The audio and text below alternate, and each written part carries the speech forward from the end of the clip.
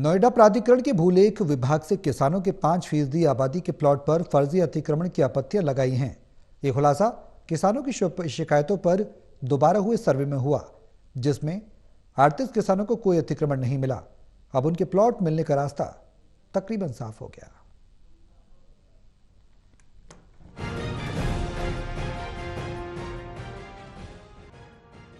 नोएडा प्राधिकरण के भूलेख विभाग से किसानों की 5% आबादी के प्लॉट पर फर्जी अतिक्रमण की आपत्तियां लगाई गई हैं। ये खुलासा किसानों की शिकायतों पर दोबारा हुए सर्वे में हुआ। इस कारण 5-7 साल किसान नोएडा प्राधिकरण के चक्कर काट रहे थे और कह रहे थे उन्होंने कोई अतिक्रमण नहीं किया। ऐसे 38 किसानों को कोई अतिक्रमण नहीं मिला। अब उनके प्लॉट मिलने का रास्ता तकरीबन साफ हो गया है। प्राधिकरण उन प्लॉटों का सर्वे दोबारा करवाएगा जिन पर अतिक्रमण की आपत्तियां दर्ज हैं।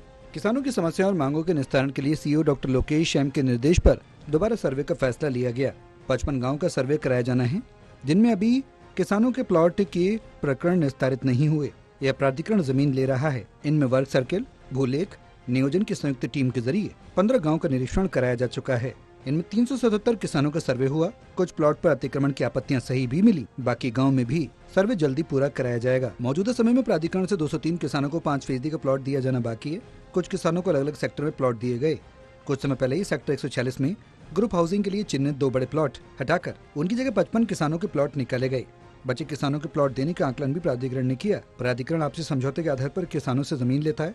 उस जमीन के सापेक्ष 5% का आवासीय प्लॉट किसान को मिलता है। शर्त यह भी होती है कि अपनी जमीन पर किसान का कोई अतिक्रमण न हो या निर्माण न हो।